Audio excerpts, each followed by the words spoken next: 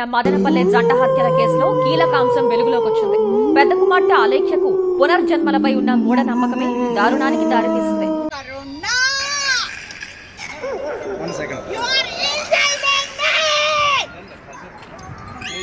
Hey hi guys, అందరూ ఎలా ఉన్నారు? మీకు నేను ఎప్పుడు గోస్ట్ హంటింగ్ అయితే చేస్తూ కనబడతాను, కానీ ఫర్ ద ఫస్ట్ టైం మన ఛానల్లో మీకు ఒక రియల్ ఇన్సిడెంట్ గురించి అయితే ఎక్స్ప్లెయిన్ చేయాలనుకుంటున్నాను. సో జాగ్రత్తగా వినండి, స్కిప్ చేయకుండా వినండి. ఇది ఎంత భయంకరమైన స్టోరీ అనేది మీరు ఆల్రెడీ ప్రోమోలో చూసే ఉన్నారు కాబట్టి ఇప్పుడు డైరెక్ట్గా స్టోరీలోకి అయితే వెళ్ళిపోదాం.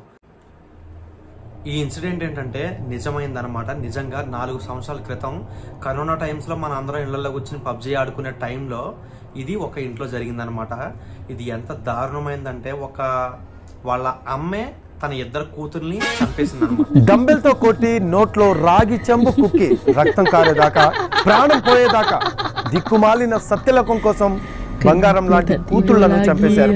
అది క్షుద్ర పూజలు చేసా లేదంటే తనలో ఏదైనా దెయ్యం దూరి చంపేసిందా అనేది ఇంతవరకు మిస్టరీగానే మిగిలిపోయింది.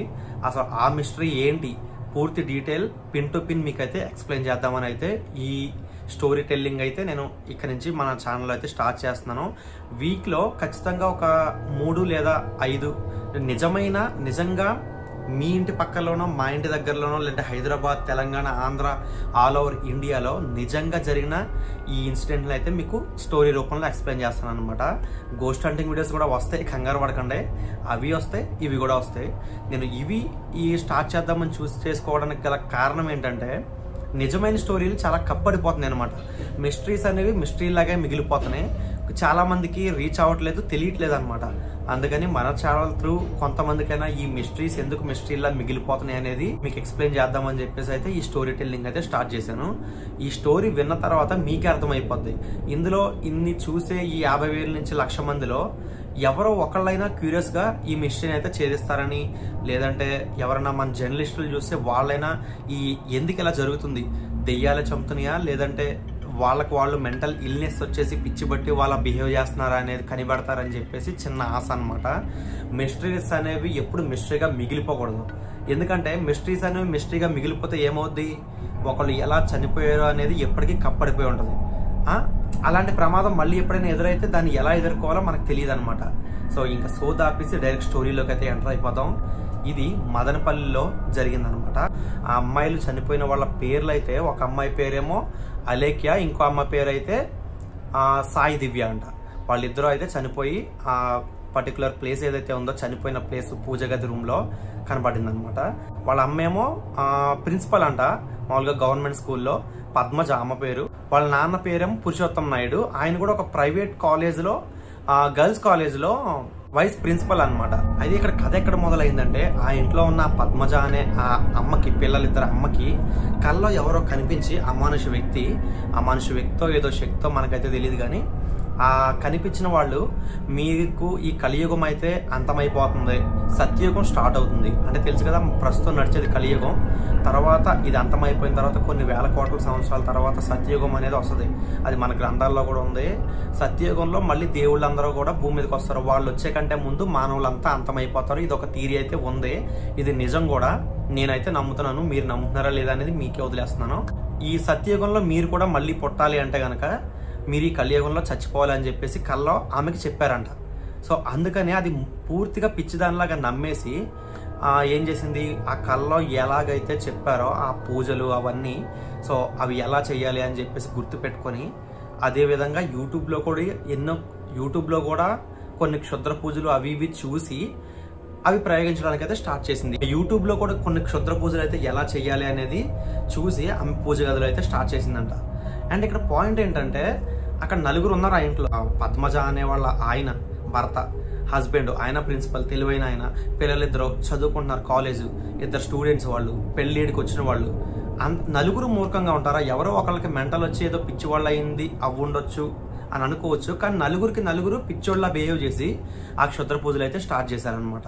ఎంత మూఢనమ్మకమైనా సరే అతి కిరాతకంగా తన 2 కూతుర్ని ఎలా చంపిందో మీకు ఒకసారి అయితే చెప్తాను చూడండి.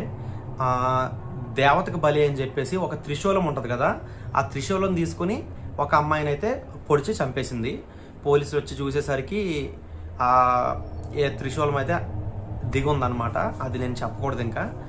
అయితే ఇంకొక అమ్మాయి ఏమో ఎంత కిరాతకంగా చంపిందంటే, ఎవరి మీదైనా అత్యంత పగుండి ఒకళ్ళు మన ఫ్యామిలీని సర్వనాశనం చేసినా కూడా అంత భయంకరంగా కొట్టి చంపమేమో, ఒక రాగి చెంబుని ఇంకొక అమ్మాయి నోట్లో పెట్టి ఒక డంబుల్ తీసుకొని జిమ్కి వెళ్తాం కదా, జిమ్ చేస్తాం కదా, ఆ డంబుల్ తీసుకొని నోట్లో పెట్టి కొట్టి చంపేసిందంట.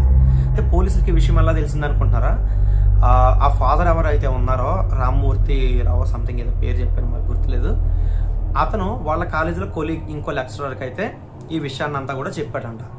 ఆయన కంగారు పడి ఏంటి ఈ బిహేవియర్ ఏంటి, ఇలా చంపుకోవడాలేంటి అని చెప్పేసి పోలీసులకు ఫోన్ చేస్తే పోలీసులు ఫాస్ట్గా అయితే ఇంటి దగ్గరికి వచ్చారు. లోపలికి ఎంత వచ్చినా సరే, ఎంత బలవంతంగా గేట్లు తెరుచుకుని లోపలికి వెళ్దామన్నా సరే రానివ్వట్లేదంట. వాళ్ళు లోపల పిల్లలు ఉన్నారో వాళ్ళు రేపటికల్లా బతికేస్తారో, మేము బతికించుకుంటాం అని చెప్పేసి వాళ్ళు అరుస్తున్నారంట లోపలికి రానివ్వకుండా పోలీసుల్ని. మేము బతికించుకుంటాం, మీరు ఒక రోజు మాకు టైం ఇవ్వండి, మేము బతికించుకుంటాం పిల్లల్ని అని అంటున్నారు. సార్ అది ఎట్లా నేను అడగలేదు, వాళ్ళు చెప్పట్లేదు. మీకు ఇది సృష్టి రహస్యం అండి, ఇది మేము చెప్పలేమండి అంటున్నారు. అంత మూఢనమ్మకమా? వాళ్ళు అలా అరిచేసరికి లోపల ఖచ్చితంగా ఏదో జరిగింది అని చెప్పేసి పోలీసులు అయితే వాళ్ళందరినీ గెంటేసి ఎక్కువ బందోబస్తుతో వచ్చి లోపలికి వెళ్ళి చెక్ చేసి చూసేసరికి పూజ గదిలో ఒక అమ్మాయి ఒంట్లో సోలందిగా ఉంది, త్రిశూలం. ఇంకో గదిలో ఇంకొక శవం, ఇంకో అమ్మాయి. అయితే వీళ్ళ ప్లాన్ ఏంటంటే, ఆ ఇంట్లో ఉన్న వాళ్ళ ప్లాన్, వీళ్ళిద్దరు చనిపోయారు కదా, ఆ రోజు పోలీసులు వచ్చిన రోజు వాళ్ళ ఆయన్ని చంపుదాం అనుకుందంట. యాక్చువల్గా ఎంక్వైరీలో తెలిసింది వాళ్ళ ఆయన్ని కూడా చంపేసి ఈమె కూడా తర్వాత ప్రాణదానం చేసేద్దాం అనుకుందంట. దేనికి? కలియుగానికి దానం చేసేసి మళ్ళీ సత్యయుగంలో పుట్టేద్దామని. ఇంత భయంకరమైన సిచ్యువేషన్ సీన్ ఎక్కడో కాదు, మన ఆంధ్రప్రదేశ్లోనే జరిగింది. మీకు ఆల్రెడీ అర్థమైపోయి ఉంటుంది మదనపల్లి అంటే అందరికీ తెలుసు. మన ఆంధ్రప్రదేశ్లో మరీ ఇంత మూఢనమ్మకమా? ఇది కొంతమంది మూఢనమ్మకం అనుకోవచ్చు, కొంతమంది పిచ్చి అనుకోవచ్చు, కొంతమంది వాళ్ళలోకి ఏదో దెయ్యం దూరింది అనుకోవచ్చు. కానీ వాళ్ళ ఇంటి చుట్టుపక్కల కొంతమంది అయితే చెప్పిన దాని ప్రకారం ఆ ఇంట్లో ఉన్న పెద్ద కూతురు భోపాల్ వెళ్ళి ఏవో క్షుద్ర పూజలు నేర్చుకుని వచ్చింది అని చెప్పేసి కొంతమంది అంటున్నారు. అండ్ ఇంకొక థియరీ ఏంటంటే, థియరీ అంటే రూమర్స్ అనుకుంటా ఉంటారు కదా, అంటే అయ్యే పాసిబిలిటీ ఉంటాయి. నేను అయ్యే పాసిబిలిటీ థియరీస్ ఏవైతే ఉంటాయో అవి మాత్రమే చెప్తా. ఆ ఇంటి వెనకాల ఉన్న ఇంకొక పర్సన్ ఏమైతే చెప్పారంటే నాకు ఇన్ఫర్మేషన్, వాళ్ళ ఫ్యామిలీ డాక్టర్ ఎవరైతే ఉన్నారో ఆ ఇంటికి రెగ్యులర్గా వస్తూ ఉండేవాడంట. అంటే అనారోగ్య సమస్యలను ఎవరికైనా వస్తుంది, నలుగురు ఉన్నారంటే నెలలో ఒకరికైనా ఏదో ఒక జ్వరం కానీ జలుబు కానీ వస్తుంది కదా. కొంతమంది ఏంటంటే ఫ్యామిలీ డాక్టర్స్ ఉంటారు, మీరు సినిమాల్లో చూసే ఉండొచ్చు, అలాగే రియల్ లైఫ్లో కూడా ఉంటారో. ఫ్యామిలీ డాక్టర్ ఇంటికి వస్తూ వెళ్తూ ఉండేవాడు. అయితే ఆ ఫ్యామిలీ డాక్టర్ ఎవరైతే ఉన్నారో ఆ ఇంట్లో పెళ్ళిడికి వచ్చిన అమ్మాయిల్ని సంథింగ్ ఇంకా మీకు వదిలేస్తుందని చెప్పలేను. సో ఏదో తప్పు జరిగింది, తప్పు చేయబోయాడు అని చెప్పేసి అయితే రూమర్ అయితే ఉంది. అలా తప్పు జరిగిపోయిన తర్వాత ఈ విషయం బయటకు వస్తే ఆ డాక్టర్ లైఫ్ ఎక్కడ స్పాయిల్ అవుద్దా అని చెప్పేసి వాళ్ళందరికీ కూడా కరోనా వ్యాక్సిన్ అని చెప్పేసి ఏదో ఇంజెక్షన్ ఇచ్చాడంట. ఇంజెక్షన్ ఇస్తే వాళ్ళందరూ పిచ్చిగా మారిపోయారంట. అంటే ఈ ఇన్సిడెంట్కి జరగడానికి ఒక నెల ముందు ప్రతిరోజు ఆ డాక్టర్ వాళ్ళ ఇంటికి వచ్చేవాడంట. ఇది ఒక అతను చెప్పిన థియరీ అనమాట. సో ఇది నిజమా కాదా అనేది, ఇంకా ఇది నేను నిజమా కాదా అని ఎన్నిసార్లు ఎందుకు అంటున్నానంటే, ఇది ఒక మిస్టరీ కాబట్టి మనం దేన్ని కూడా ఇది కరెక్టే అని చెప్పేసి బల్లగొద్ది చెప్పలేం కదా. సో అందుకనే దీన్ని మిస్టరీ అంటారు.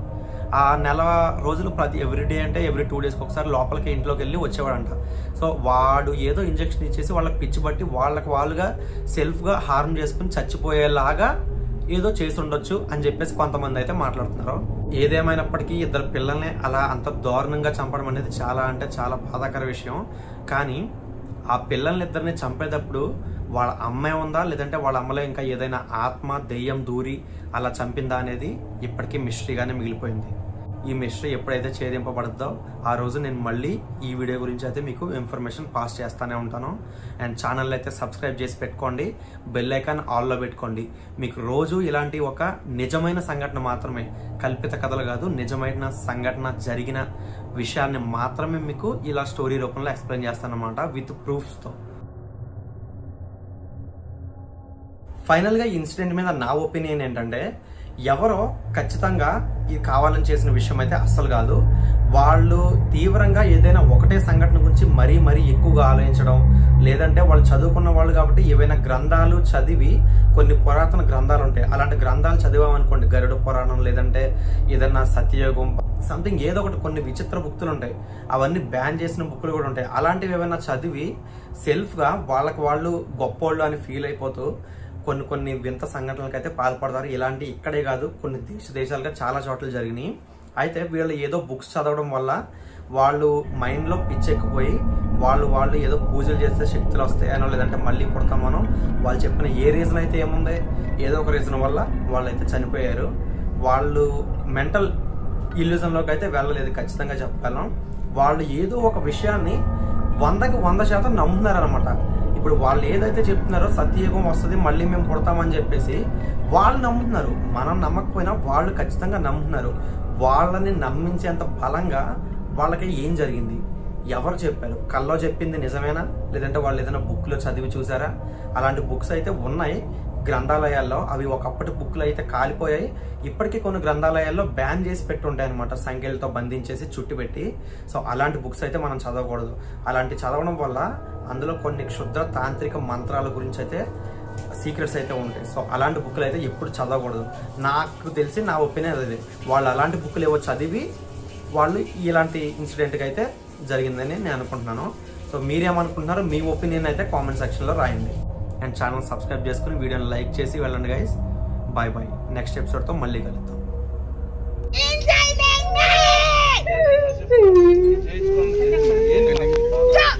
శూలంతో పొడిచి చంపేశారు. తర్వాత పెద్ద కుమార్తె అలేఖ్య నోట్లో రాగి చెంబు పెట్టి డంబెల్తో కొట్టి హతమార్చారు.